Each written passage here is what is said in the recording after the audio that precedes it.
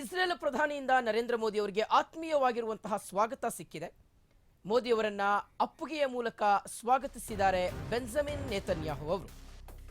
So Israel ಪ್ರಧಾನಿಯಿಂದ Narendra Modi ಅವರಿಗೆ ಆತ್ಮೀಯ ಸ್ವಾಗತ ಸಿಕ್ಕಿದೆ. 2 ದಿನಗಳ ಕಾಲ ಇಸ್ರೇಲ್ ಪ್ರವಾಸದಲ್ಲಿದ್ದಾರೆ ಪ್ರಧಾನಿ ನರೇಂದ್ರ ಮೋದಿ ಅವರು. ಇನ್ನು ನರೇಂದ್ರ ಮೋದಿ ಅವರನ್ನ ಬಹಳ ಆಪ್ಯಾಯಮಾನವಾಗಿ ಸ್ವಾಗತ ಮಾಡಿದ್ದಾರೆ ಇಸ್ರೇಲ್ ಪ್ರಧಾನಿ ಬೆಂಜಮಿನ್ ನೇತನ್ಯಾಹು. 6 ಗಂಟೆಗಳ ಪ್ರಯಾಣದ ಬಳಿಕ ಇಸ್ರೇಲ್ ತಲುಪಿದ್ದಾರೆ ಪ್ರಧಾನಿ ನರೇಂದ್ರ ಮೋದಿ ಅವರು. ಇಸ್ರೇಲ್ಗೆ ಪ್ರಧಾನಿಯಾದ ನಂತರ ನರೇಂದ್ರ ಮೋದಿ ಅವರು 2ನೇ ಸಲ ಭೇಟಿ ಕೊಡ್ತಾ ಇದ್ದಾರೆ. 2017ರಲ್ಲಿ ಒಂದ್ಸಲ ಇಸ್ರೇಲ್ಗೆ ಹೋಗಿದ್ರು. ಇದು 2ನೇ ಭೇಟಿ. ವಿಶ್ವದ ಸಾಂಸ್ಕೃತಿಕ ಶ್ರೀಮಂತಿಕೆಯನ್ನು ಹೊಂದಿರತಕ್ಕಂಥ 2 ಪ್ರಮುಖ ರಾಷ್ಟ್ರಗಳು, ಹಳೆಯ ನಾಗರಿಕತೆಗೆ ಸಾಕ್ಷಿಯಾಗಿರ್ತಕ್ಕಂತಹ, ಹಳೆಯ ಸಂಸ್ಕೃತಿಗೆ ಸಾಕ್ಷಿಯಾಗಿರ್ತಕ್ಕಂತಹ 2 ರಾಷ್ಟ್ರಗಳ ನಾಯಕರು ಇವತ್ತು ಮುಖಾಮುಖಿಯಾಗಿದ್ದಾರೆ.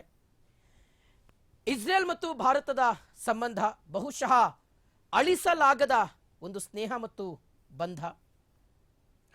ಇಸ್ರೇಲ್ ಇವತ್ತು ಭಾರತವನ್ನು ಎಷ್ಟು ಪ್ರೀತಿಸ್ತಾ ಇದೆಯೋ ಅದಕ್ಕಿಂತ ಹೆಚ್ಚಾಗಿ ಭಾರತೀಯರು ಇಸ್ರೇಲ್ ಅನ್ನು ಇಷ್ಟಪಡ್ತಾರೆ.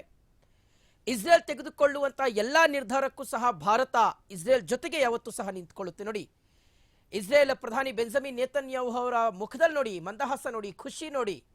ಸ್ವಂತ ತನ್ನ ಸಹೋದರನನ್ನೇ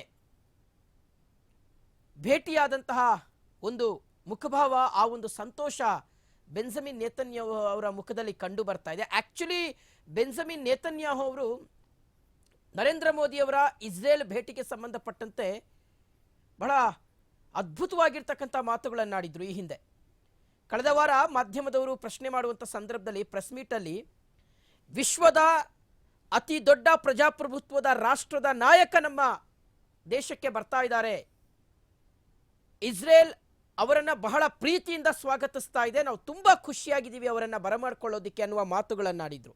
ಆಗ್ಲೇ ಬೆಂಜಮಿನ್ ನೇತನ್ಯಾಹು ಅವರ ಉತ್ಸಾಹ ಮತ್ತು ಖುಷಿಯನ್ನು ನೋಡಿ ಭಾರತೀಯರಿಗೆ ಒಂದು ರೀತಿಯಾಗಿ ಉತ್ಸಾಹ ಜಾಸ್ತಿ ಆಗಿತ್ತು. ಸೊ ಈಗ ನರೇಂದ್ರ ಮೋದಿ ಅವರನ್ನ ಎಷ್ಟು ಖುಷಿಯಾಗಿ, ಬಹುಶಃ ನರೇಂದ್ರ ಮೋದಿ ಅವರು ಯಾವುದೇ ರಾಷ್ಟ್ರಕ್ಕೆ ಹೋದರೂ ಸಹ ಇಷ್ಟು ಹತ್ತಿರದ ಒಂದು ಸಂಬಂಧವನ್ನ ಅವರು ಫೀಲ್ ಮಾಡ್ಕೊಳ್ಳೋದಕ್ಕೆ ಸಾಧ್ಯ ಇಲ್ಲ ಅಂತ ಅನ್ನಿಸ್ತಾ ಇದೆ. ಅಷ್ಟು ನಿಕಟ ಒಂದು ಸಂಬಂಧವನ್ನ ಇಸ್ರೇಲ್ ಜೊತೆಗೆ ನರೇಂದ್ರ ಮೋದಿ ಅವರು ಹೊಂದಿರತಕ್ಕಂಥದ್ದು. ಅಲ್ಲಿ ನೋಡಿ, ಬೆಂಜಮಿನ್ ನೇತನ್ಯಾಹು ಅವರನ್ನು ಬಹಳ ಪ್ರೀತಿಯಿಂದ ಅಪ್ಪುಗೆ ಮಾಡಿಕೊಂಡು ಖುಷಿಯಾಗಿ ಆ ಒಂದು ಭೇಟಿಯನ್ನು ಅವರು ಆಸ್ವಾದಿಸ್ತಾ ಇದ್ದಾರೆ. ಸೊ ಆ ಮೂಲಕ ವಿಶ್ವದ ಇವತ್ತಿನ ಬೆಳವಣಿಗೆಗಳ ಪೈಕಿ ಪ್ರಮುಖ ಸ್ಥಾನದಲ್ಲಿ ಈ ಒಂದು ಸುದ್ದಿ ಬಂದು ನಿಂತ್ಕೊಂಡಿದೆ.